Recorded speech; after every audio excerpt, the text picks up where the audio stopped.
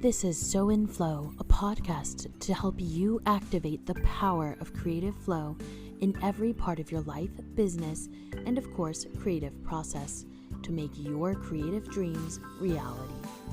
This podcast is produced in collaboration with Seahorse Bookstore, the independent bookstore with a mission to awaken the imagination. Order your books and stream your audiobooks through Seahorse. Hey, this is Molly Murray. Welcome to So in Flow. Hey there, I'm your host, Molly Murray. I am a creative flow coach, a rapid transformational therapy practitioner, and an energy healer, and I own Seahorse Bookstore, an independent bookstore on the southwest coast of Scotland, with my husband, Gordon Murray. I help creative people heal the rejection wound and bring creative flow into every area of their lives to become thriving artists. I believe that the block is the way, and the issues that are holding us back also hold the treasures we need to become who we need to be to reach our goals. Hello, So in Flow. This is Stefan Glazer, photographer, author, podcast host, and pug dad. Hi, Stefan. Thank you so much for joining us today. Hi, and thank you so much for having me. It's going to be a fun conversation. I am thrilled about this. Could you tell us a little bit about who you are? Yeah, sure. So, I am a photographer, but that wasn't what I always was. I had gone through life always being connected to art some way, and my whole journey was figuring out how I could use that in my life. And I decided going into graphic design was where I should have gone. And I got my degree in graphic design, and I struggled to find jobs using graphic design until I finally did, almost 12 years after I graduated. And then I found out I hated graphic design. But that's when I picked up a camera for the first time, and something kind of sparked inside of me.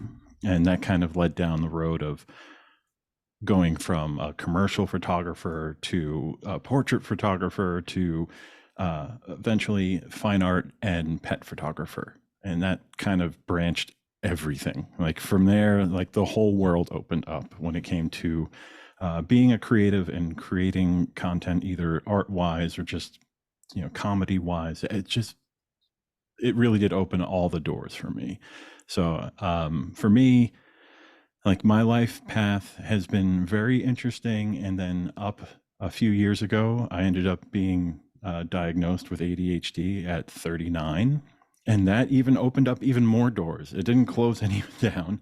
It showed me that, like, hey, my thought processes were completely different than others. And that's why doing the things I do made sense to me, even though they didn't make sense to other people. And it got me to where I am today. Oh, I love that. So that has really helped you along your creative journey. Could you tell me a little more about how you found that camera? And I always tell people to follow your spark, follow your joy. How did you first pick up that camera? Yeah, so for me, the whole spark came, of all places, where I was at work, and I worked in radio at the time, and as an basically online personality and content creator. So I would do all these things, post to Facebook, but they needed help with a live performance they were having. So they said, hey, our interns aren't here. Could you just grab the camera and take some shots? So the performers were performing, and I took a whole bunch of shots and I put them up on the website because that's what I did. And everyone said, you can't use licensed shots, because everyone thought that all the shots I was putting up there were something I pulled from Getty, or I'm like, no, these are the shots I took. And they were like, these look professional. I said, oh, that's interesting. And that was like the first little ignition to well, I think I need a camera. And the real moment came not that long after that, when I did get my first camera. My wife actually purchased the camera that I still have to this day. It was an old Canon T5. And I had been working with it, playing with it, trying to figure it out. But it was going to the Grand Canyon in 2016 and being there and actually photographing it and photographing people there and animals and the actual entire visage of the Grand Canyon, and even late at night going there and trying to do long exposure stuff, even though I had no idea what I was doing, something just kept clicking like there's some spark that kept lighting every time I would like figure a new thing out with the camera. And then it was when I got back from that trip, I had talked to my friend Damian Battinelli, who is a world-renowned portrait photographer. And I was showing him some of the shots, and I was like, yeah, I went to the Grand Canyon, and like, there's something about this. He's like, what are you talking about? There's something about this. Why aren't you pursuing this? And I asked him, I was like, what do you mean? I said, he goes, this is really good work. Like you should be doing this. And that's when I took the ball and ran with it. that was the catalyst moment for me. It was kind of like a validation from somebody that was in it, that was doing like portrait work with like Peter Hurley and all these huge like names in photography, and like I was just picking up a camera for fun, and to have that like green light to go, that was the spark that changed everything. That is absolutely incredible. Thank you so much for sharing that. And I think that's really inspiring to our listeners to just follow their joy and to follow those nudges along the way. Yeah. So, could you tell us more about kind of the creative journey? One of the things I love about it is just the magical synchronicities that come into your life. Could you tell me more about those magical synchronicities that have spoken to you along your journey? Yeah, I think what I find amazing is to find the passion in photography. That was, step one. I was like, oh, I found it. I found the thing I want to be when I grow up, when I was already in my 30s. It's like, I want to be a photographer. I just didn't know what that actually meant. So I just, I had that whole idea of like, well, let's throw everything at the wall and see what sticks. And I started as a commercial photographer because in my head, I thought, well, I'll be doing photography. I like photography, not knowing that like doesn't mean that I'll like all types of photography.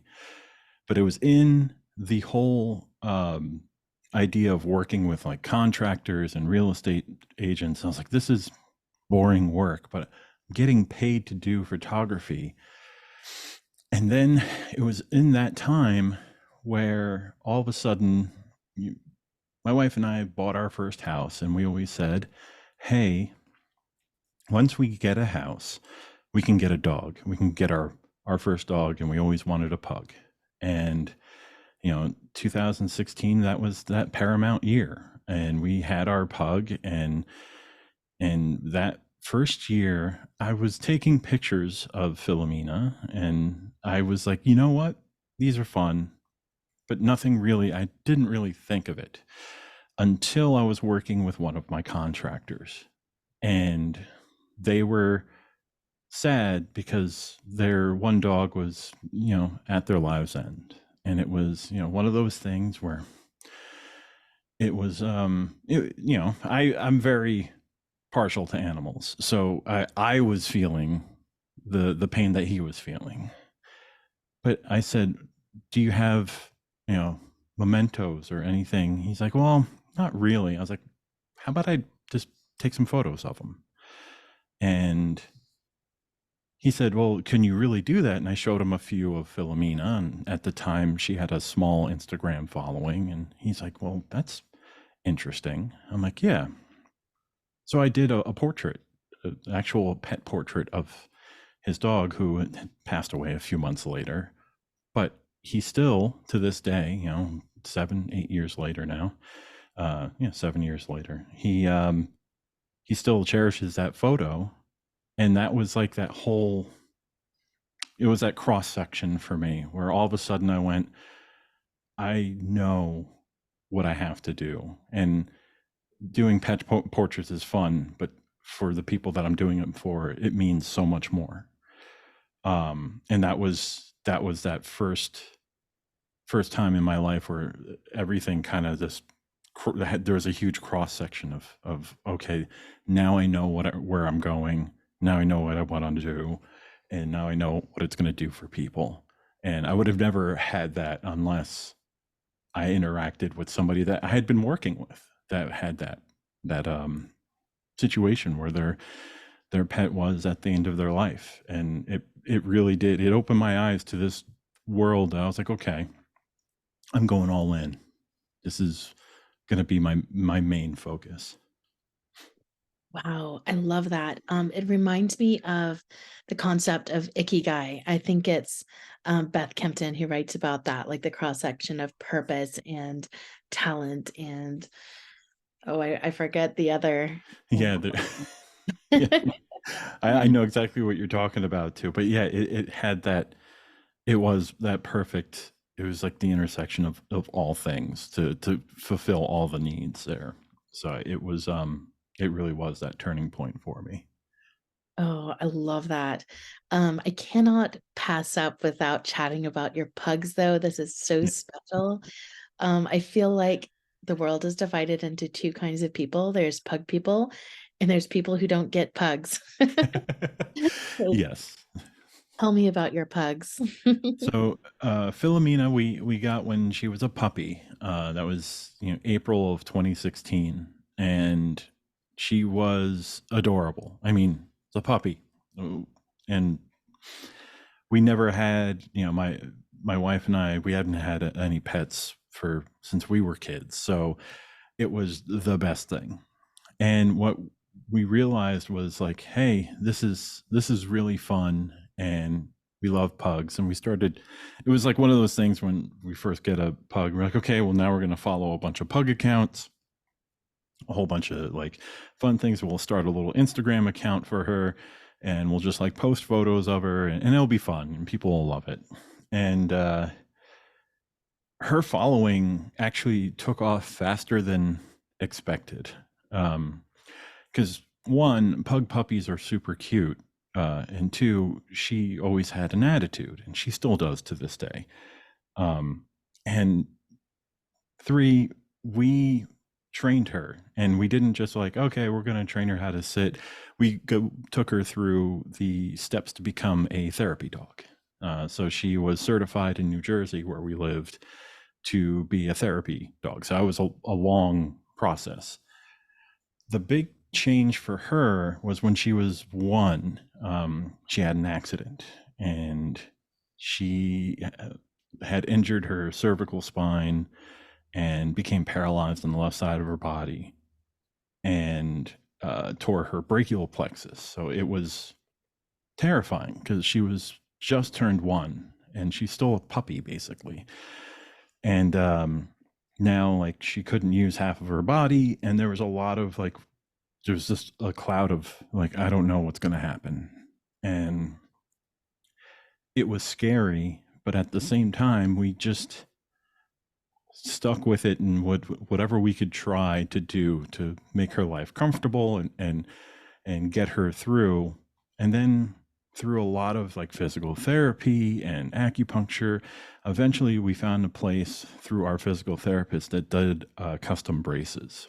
And during that time, everyone saw the progression from when she had the accident to getting a brace. And her followers, she had like a couple hundred followers to a couple thousand followers to like 10,000 followers, because they didn't realize that an option like this would be available. That, okay, one, through enough therapy and stuff, dogs are really resilient and can come back from a lot. And a very food motivated pug can do anything they put their minds to.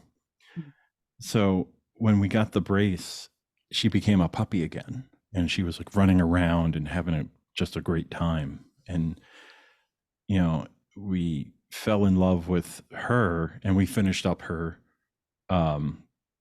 we fell in love with her being able to be a puppy again, and then we finished up her therapy certification. Even with the brace, we're like, okay, want to make sure that we get that done.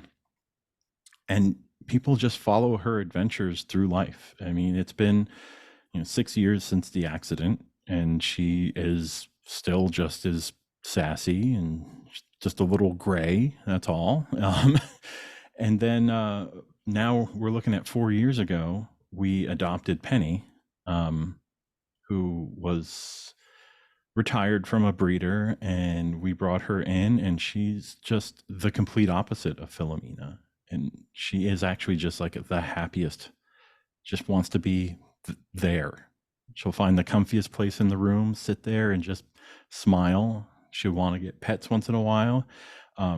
She is dumb as a box of rocks and stubborn. So it's it's one of those things that she is the complete opposite of Philomena. So the both of them together, it is really like a yin and yang type thing. And people are her fan, like Philomena's fans are always divided between the two of them. Either people love Penny more or love Phil more. They love them both, but they always have a favorite. And I was truly like just amazed that the loving nature of Penny was so different than what we've had with Phil, and just how much personality every pug has. You could meet a pug and it's never going to be the same. It's not like a golden retriever. You know what you're getting when you get a golden retriever. Every golden retriever is just like, yeah, it's like a big furry teddy bear that's happy. Pugs run the huge gamut of different types of personalities, emotions, and everything. And it was with my pugs that I actually became a published photographer. And that's started me down a route of working with like brands and businesses to promote products and do commercials, like do a lot of photography work with them that I don't, in a million years, I would have never guessed that that's where photography would have taken me at all, but it did. I love that. It's a journey of following your joy and then following that creativity where it leads you. And just as a little side note, could you tell our listeners how many followers you have? Because I was pretty starstruck. Yeah. Yeah. So Philomena and Penny, they have 83,000 followers. It's kind of like their plateau. It goes up, it goes down. We don't push social media as hard as we used to like a few years ago, but all her fans, they enjoy, like whenever we throw up a new reel or I do portraits of them, people just, I mean, how can you not love pugs? I mean, it's a way of life. It is very different than any other type of like breed that I've ever owned. So They're so emotionally intelligent. I find that people don't value emotional intelligence as kind of a form of intelligence. They value rationality, and I feel like pugs are incredibly emotionally intelligent, but people who don't value that high EQ score often don't value pugs as well, because they just don't see the value in an animal that will read your feelings and read the room in an instant. yeah.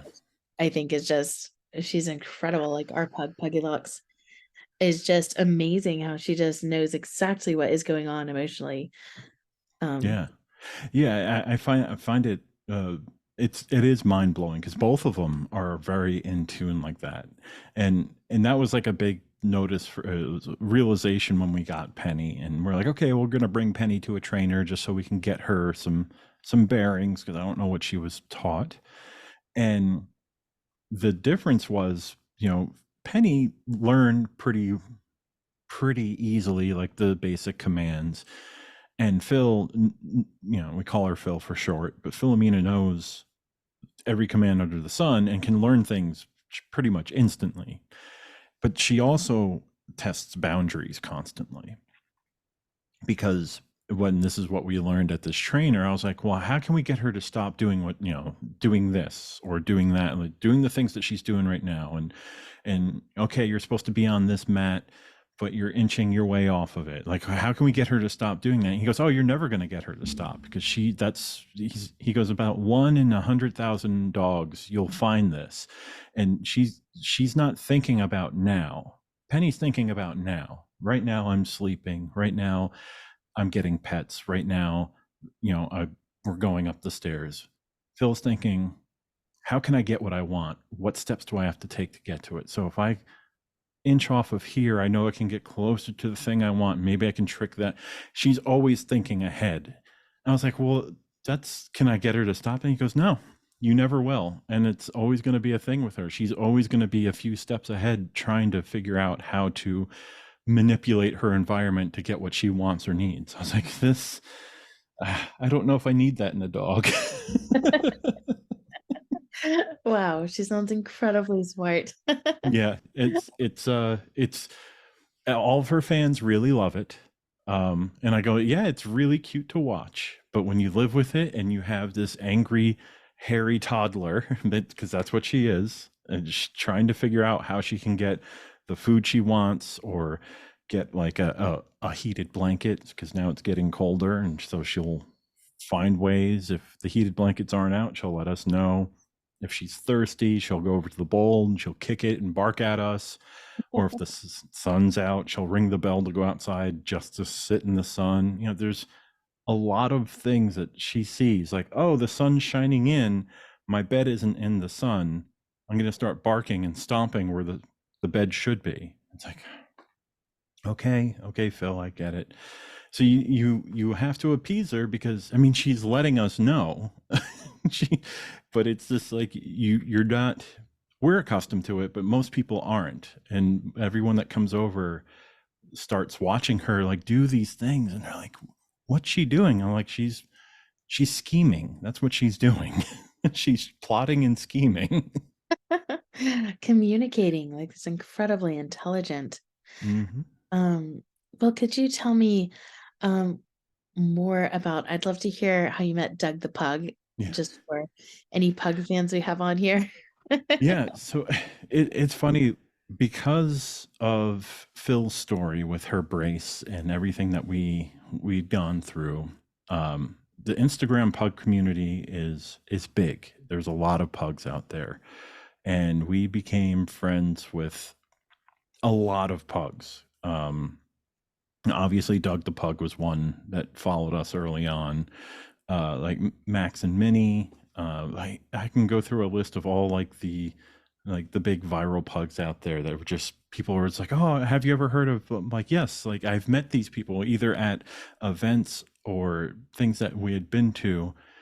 And a great story I always laugh is we went to Nashville, and of course that's where Doug and Leslie and everyone is. And so normally you go to a city that you're not from, you ask your friends what to do, what's a good restaurant.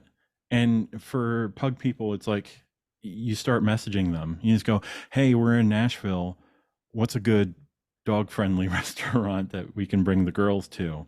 And that's all it is. It's kind of just like that fun group of people, or like, oh, you got to go to like the Sunflower Cafe, it's really nice, they have outdoor seating, really good food. You're like, cool. And they love pugs, they're gonna see that you have pugs, and they're gonna be like, hey, do you know Doug the pug? I'm like, that's hilarious. And that's always like an assumption a lot of people do, is they'll ask us, they're like, do you know Doug the pug? I'm like, yes. They're like, online? I'm like, no. Like, and I could open up like my DMs. I'm like, no, I know Doug the pug. Like, actually know Doug the pug. Like, and that's how it is in that community. It's just like, we're just pug people.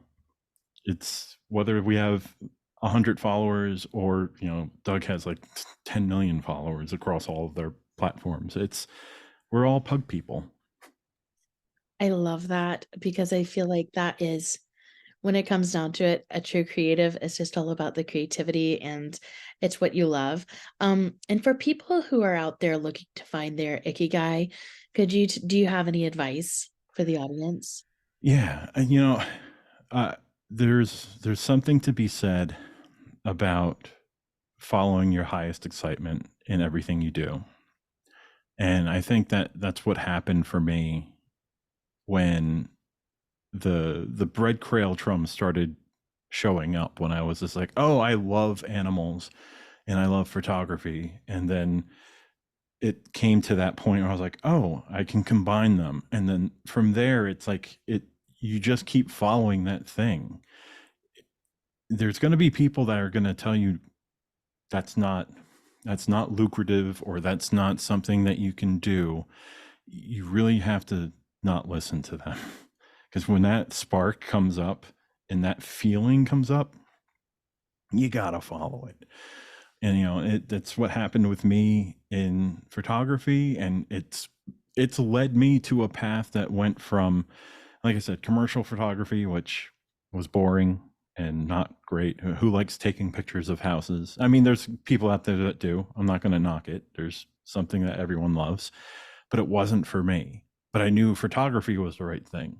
That led me to the animals, and that even led me to figuring out like my personal love of photography, not just the business side of it, like going out to figure out like nighttime photography and long exposure photography, things like that, like it filled a cup that I didn't know I needed to fill. And that was so important to me because it sparked more joy. It was more happiness that it was bringing in. I was like, okay, so if I keep finding these cups that are like, every time that I'm doing this thing, it's filling it, why wouldn't I keep pursuing it? So that's like my big thing, is like, when you find that spark, when you feel it, you just got to keep going for it.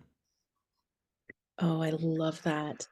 Now I know you've met some real challenges in your career, so I would love to hear more about that. Yeah. So I had a few that were really stand out, but the one that makes me go back and kind of realize that it was time for a change. And it happened just as recently as last year, really. I was trying really hard to figure out how to grow as a photographer, but I wasn't in the right headspace anymore as a photographer. I still love taking photos of pets. That's something that's near and dear to me. But I felt disconnected from my passion of photography. So I had to really sit back and like look at what I was doing, and I realized I wasn't doing the things that were bringing me the joy anymore.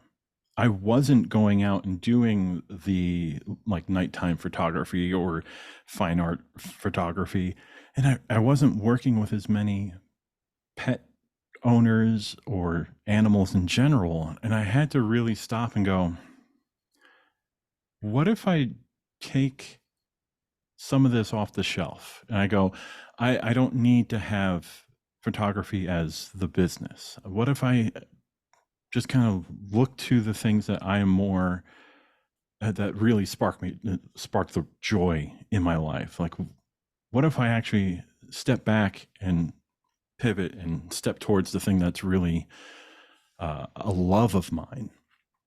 And that was scary, because you're not supposed to do that. You're not supposed to say, well, this is what my business is.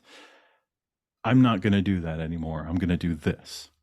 Now, it was still photography, but selling prints of photography and teaching people how to do pet photography, it didn't seem like the right thing until I started doing it. And then that's when I realized, I was like, oh, photography can just be a thing that I do. It's part of me. Like, it's not just a small hobby for me. It is a passion of mine, but it doesn't mean it has to be the thing. And I think that was like the realization that I had, that even though it was the only thing I was doing, it became a thing that I can do, and not so much the only thing I do. I think that was it was a hard thing to come to terms with. But what it ended up doing for me was opening myself up to a ton of other creative projects. And it wouldn't have happened if I didn't pull away from the other side of it. If I didn't pull away from the business side of photography and focused on the creative side of photography. Mm-hmm. Oh, that's beautiful. Have you ever experienced deep down rejection that kind of threw you for a loop, devastated your life? You felt just shattered. Yeah. My photography career almost didn't start because of one of my first clients as a professional photographer doing portraits. It was for an insurance salesman in New Jersey, and I had all the best intentions, and I had my lights, I had reflectors, we had this beautiful location, and I took a whole bunch of photos, had him posing a whole bunch of like very like kind of stoic and really like masculine ways, and to portray him. And I remember sending him the proofs of the shoot, and every single photo he hated. He hated him. He's like, I can't use any of. I thought he was joking at first, because I was looking. I was just like, he he didn't look happy, and even though I was like trying to get him to like at least smile a little, like could be a little warm and inviting, but every single photo he hated. He's like, these are horrible. And then he like started like tearing into me as a photographer. He's like, I don't know how, you could sell your services like this. And it kept going on and on. I was like, this is hurting a lot more than it should. And I honestly didn't know what to do. So I refunded him, my fee. And I was like, that's fine. You could take whatever photos I gave you. And just use them if you can. But I'm sorry it didn't work out. And I sat on that for about a month, and I didn't hire anyone else. I didn't pick up any more clients. I didn't do work with anyone. I just I felt defeated. I felt like, well, obviously I can't be a photographer because of this, this interaction that I had with this client. And it was devastating, because that almost ended my pursuit of photography completely. Mm-hmm. It's so hard to get over that rejection wound. And how does this correlate with your ADHD? Yeah. Or SD Yes. as well? Yeah. So if I had any idea, because this was well before my diagnosis, if I had any idea about that and the tools I have in my arsenal now to kind of combat that and really work around it and navigate through it, it wouldn't have been a month of funk. It would have been like, well, it would have hurt, but I would have been able to not let my emotions and everything fly off the shelf, fly off the handle and go crazy and, fall into a pit of despair. I would have been able to be present with that feeling of like, oh, that's him. I can't, if that's how he feels, that's how he feels. Like, my outlook on that now, if that happened now, it would have been a feeling that would have hit me for about 10 minutes.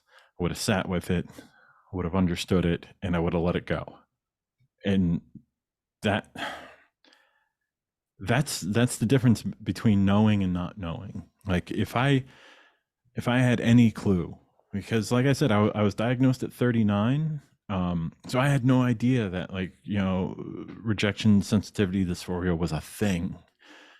I had just, I went through life with, my emotions going to instantly to like 100 whenever somebody would come at me with criticism or ask a question, and I would perceive it as like an attack on my personal character. So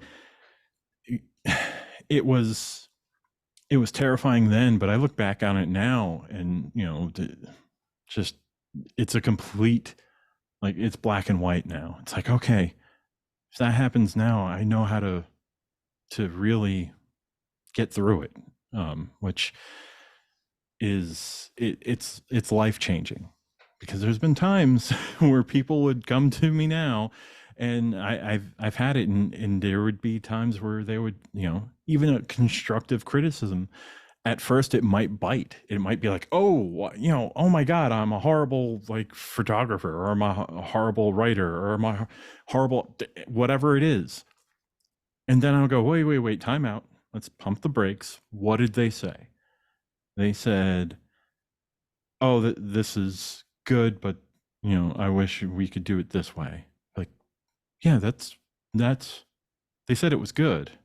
They just wanted to try a different way. Okay, no, it's fine then. It's fine. Like, it would take me a moment or two to actually go through and work through, like, what did that, instead of just reacting, like, to actually process what was going on.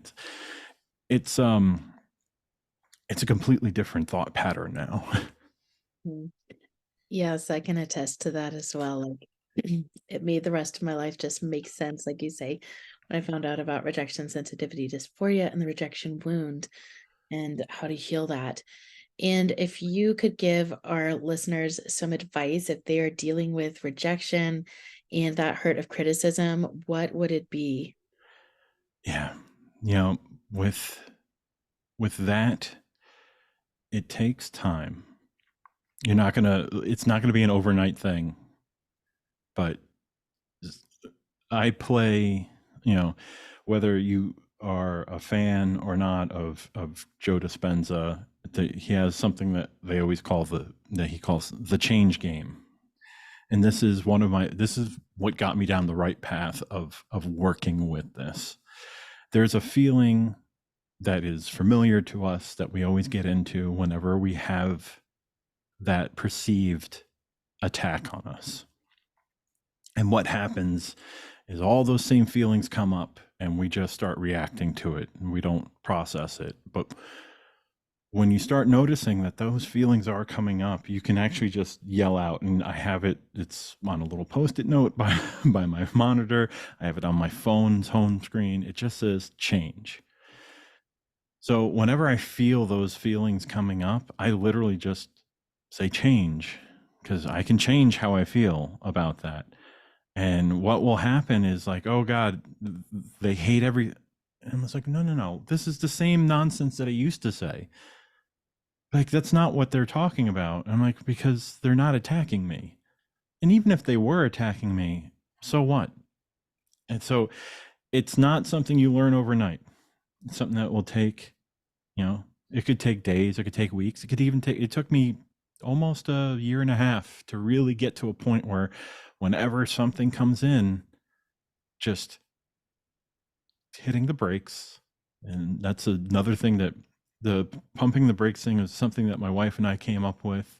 We even had a code word when, like, she would say blueberry whenever I started flying off the handle because of something she might have said, and she would say blueberry, and I would stop and was like, oh, you were just asking how my day was.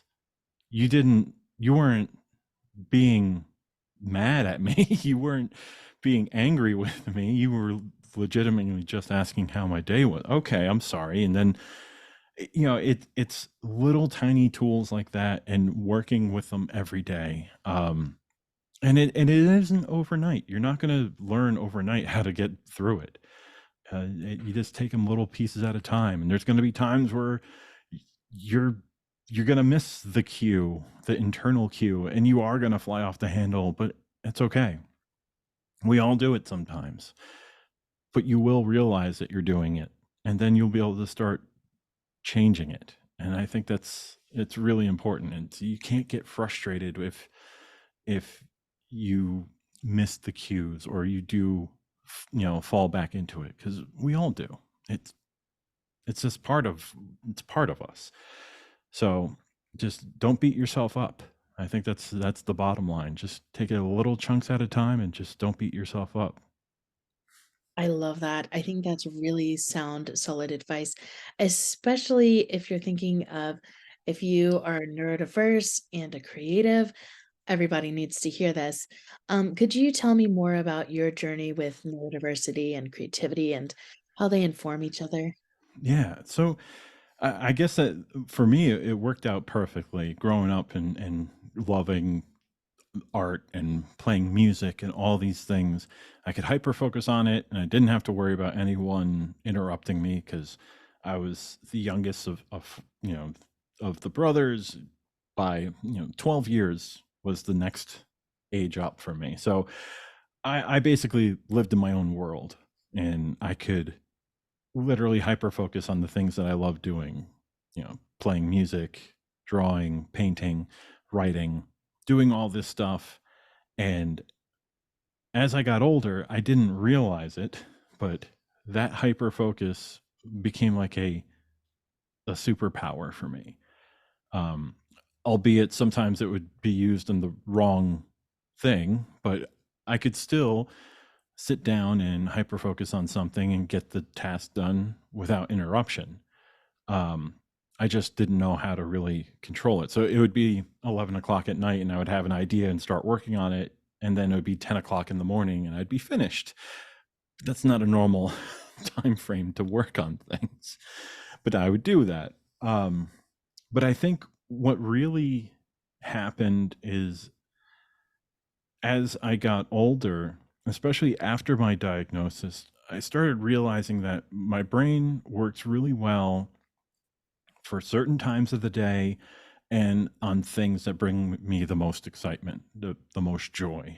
So whether it becomes a new music project or a new photo shoot idea, or if when I wrote my book, that flowed out of me because it was bringing me the highest joy. And I think it becomes this marriage of getting the dopamine that my brain is starved of and creating something from it. So for me, creating the book this year that I created, it was called Tools for Navigating Neurodivergence. And the reason why I had that huge like rush to do it, because I had to get it out. It was like things that were in my head that I did my entire life to figure out how to make it through, even without knowing about ADHD and everything. So when I got all of this on paper and got it all out there, and people are like, "You wrote a book in like a couple months. That's insanity." I'm like, kind of, but it's something that I knew and I know is going to help other people. And that's when I found like uncovered a new cup that was just waiting to be filled. And I didn't realize that I needed to have that cup and to fill that cup until I got my first notes back from my editor. And I think that was a pivotal point in my life. And this was only about 5 months ago now. And this was I got the notes back from my editor, and she is autistic and her husband has ADHD. And the notes were all normal notes, and this was exciting. I'm like, cool, like this is, you can add this here, you can do this here. I'm like, oh, this is great. Like I'm going to have a good revision. And then one of the notes said, like, I've never thought about trying this before. And then one of the other notes started saying, like, we started implementing this now for 2 days, and we're going to keep doing it for the next week to see how this works. But it seems like it's keeping us on task. And I was like, oh my God, I'm helping people. Even though it's my editor, I'm helping them right now.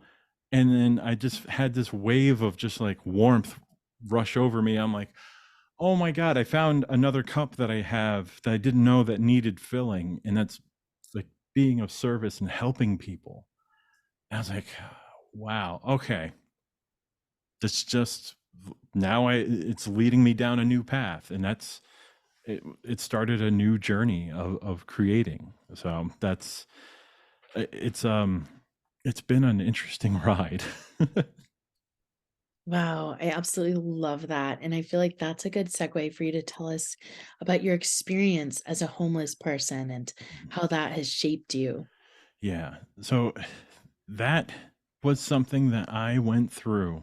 Um, everyone goes, well, you went to college. I'm like, yeah, and you got a degree. Yes, I got a degree. And then I was homeless. And I think the the the strange thing about it is I used to almost joke about it because it was during a time when I lived in Florida, and I went through 9 months living in my car and about 2 years couch surfing from, friend to friend. And I kind of would just joke about it, but like, yeah, I was homeless for a while. And it wasn't until last year that it came up as an actual, like, it came up in therapy and working with a therapist and actually working with a trauma uh, regression shaman. And we talked about it a lot. And I didn't realize it, but it was a huge trauma in my life. It was not a joke. I mean, I had no safety, there was no security, but I knew I had this feeling of like I knew I was going to get through because I could, and I did. Um, but I always had a shame about it. There was like this strange shame that made me like I was a college graduate and I couldn't do it. Like be I couldn't be, period. Where's the thing where I have the job and do all the stuff that you get like as a college graduate? And it just wasn't there. But as I got older and I worked through the trauma of that, it made me realize that even if something happened, if I lost everything, if I lost my house, my cars, just every client I have, all my technology, if somebody took all my camera, I would still find a way because it's in me. It's in me to do that. And I think going back to being, being homeless kind of taught me that I can make it through and create the life that I want to live no matter what, from nothing. And because it's always in me, the the ability to create and move forward in life is always there. And I now, especially now, I know I can tap into that at will. Wow, I've got absolute chills hearing about that. I always think that the endurance of the human spirit is just the most incredible work of art in the world. And that is just our instinct to create is just the most primal instinct we have. And it's so incredibly powerful when you realize your power as a creator. There's something else I want to follow there. I love how you said you didn't know how to be after college and you kind of floundered. And now you have discovered all of this peace, you have healed the wounds, and you know how to be. And I feel like that is just such a powerful distinction. You're not trying to be anything else, you're just being. Yeah. Yeah, I feel like that is one of the hardest lessons a lot of people don't learn is instead of trying to be something, just be. Like it's like you be yourself. Just you don't have to strive to someone else's standards. Just be.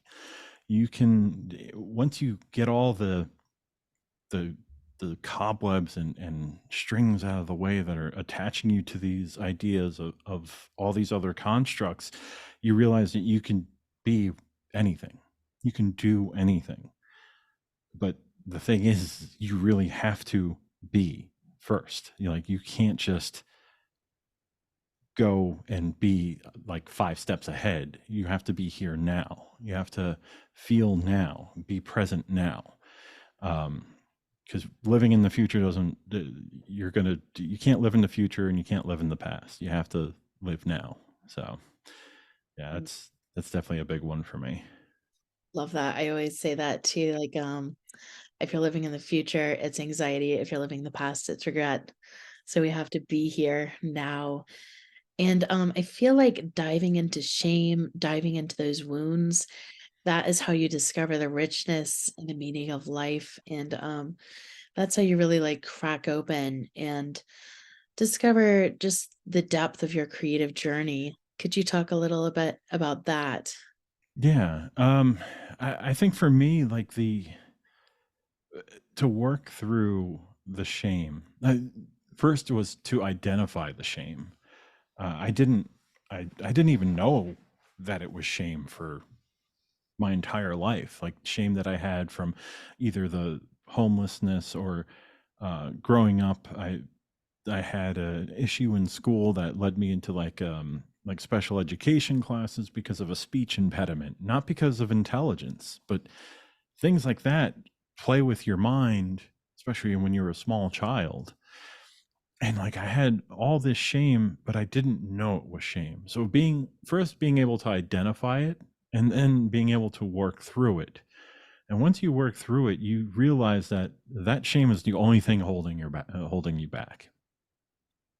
And knowing the feelings that you had, you're like, okay, I had all this shame around being homeless and being called stupid and all these things.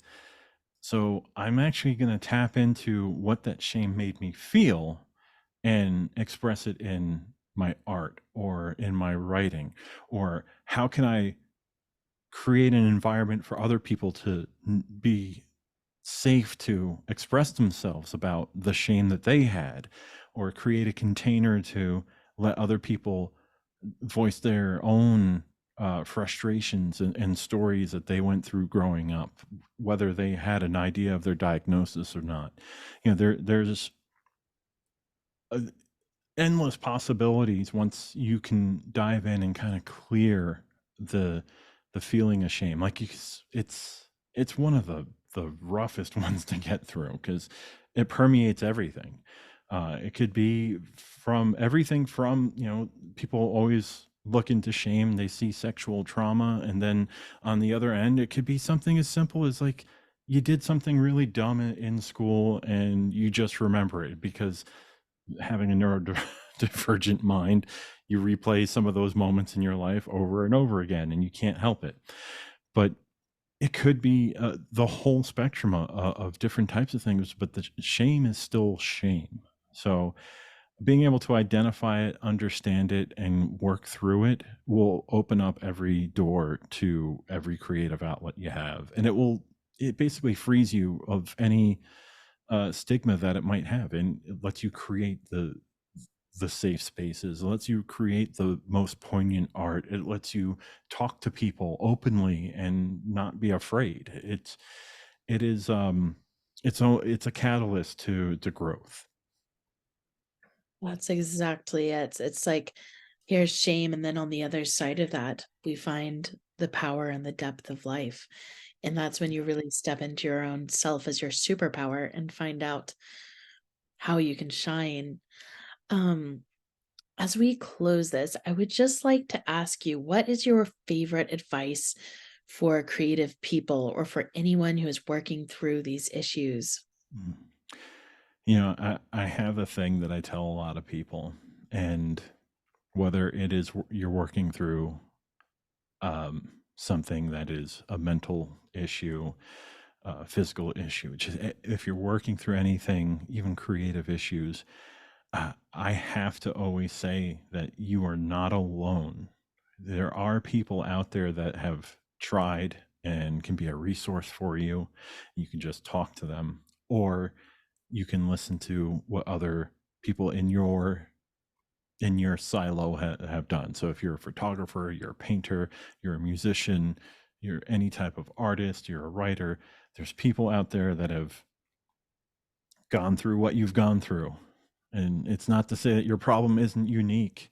Everyone's problem is their issue. Like it's unique to you, but you're not alone in the struggle that you've done. So when it comes to learning a new thing, like learning a new photography technique, just reach out. If you are afraid to reach out and talk to another photographer about learning, that means that you probably have some sort of shame barrier that's stopping you from just reaching out. Because I found that once you don't have that shame, like for me, I would have no problems just like I want to learn how to do that. I'm going to message that person, how do you do that? And guess what? 9 times out of 10, you get a response that says, oh, this is how I did that. And if you get rejected one time, you learn how to handle that, because that's part of life. And like I said, little bits at a time to get through any sort of rejection. But I honestly say that you are not alone. Don't struggle alone, whether it's learning a new technique or with depression. You're not alone. You can reach out and talk to somebody or hear somebody talk about it, and it will do wonders for whatever you're doing. Even if it's like a 2-minute YouTube video, you'd be surprised the change that can make in your life. I love that. Now, can you tell our listeners how they can find you? And of course, Philomena and Penny as well. Yes. You can find me online. Generally, if you just go to my website, it's stefanglazer.com or navigatingneurodivergence.org. That's both of those sites have every link under the sun for all my socials, for my book, for my podcast. It's got everything. It even has links to Philomena, which is Philomena the pug. You can find her on Instagram. I think she's just about on everything. I have a YouTube channel for her and everything, but Philomena the pug, you'll know you find her because she's a little tiny fawn pug with a leg brace. So, but yeah, so yes, stefanglazer.com or navigatingneurodivergence.org. That's fantastic. Well, Stefan, I just want to say thank you so much. I'm sure this will speak to so many people the way that it's spoken to me. And I'm just very thankful that you spent your time with us today. Hope you keep creating. Definitely. Thank you so much for having me, Molly. It was a pleasure talking to you today. Thank you.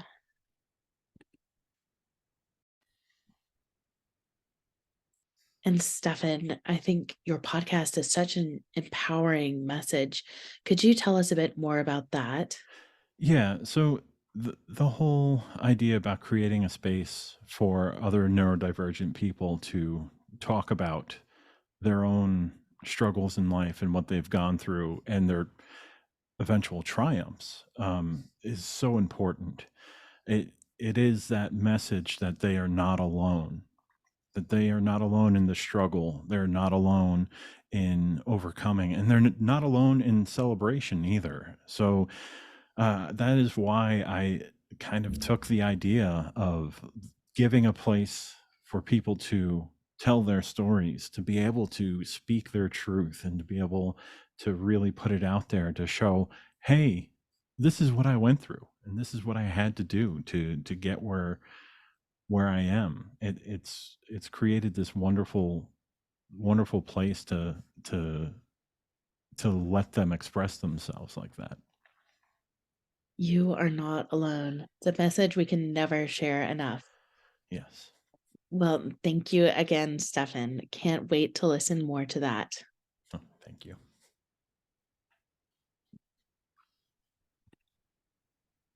Thank you so much for listening. Thank you for sharing your time and your energy and for sharing your creativity with the world. I would love to give you an invitation to create the magic of flow in your life and work, because I know that the world is a better place when you create the visions on your heart. If you would love to focus and become immersed in creative flow, no matter what else is going on in your life, then hop on my website, sowinflowwithmollymurray.com, and download 15 minutes to focus and flow for free. If you would love inspiration on your creative journey, join the Sow in Flow book club through my email list. Join us each month to explore creativity and spirituality. If you would love community and accountability on your creative journey, I would love to invite you to join the Luminaries Creative Collective, a community where you can take part in lush, inspiring creative gatherings. If you would love to become a thriving creative, I invite you to apply to become a luminary through the Luminaries Creative Collective course for thriving creatives. Experience the magic of flow in every part of your life. If you would love support along any step of your creative journey, then reach out to me about my lush one-on-one creative mentorship packages. This podcast is produced in collaboration with Seahorse Bookstore, the independent bookstore committed to awakening the imagination. Order your books and stream your audiobooks through Seahorse. I am so excited for you to create the impact you deserve and to truly thrive as a creative. Together, we are changing the world in wonderful ways. If this discussion piqued your interest, I hope you stay tuned for the next episode.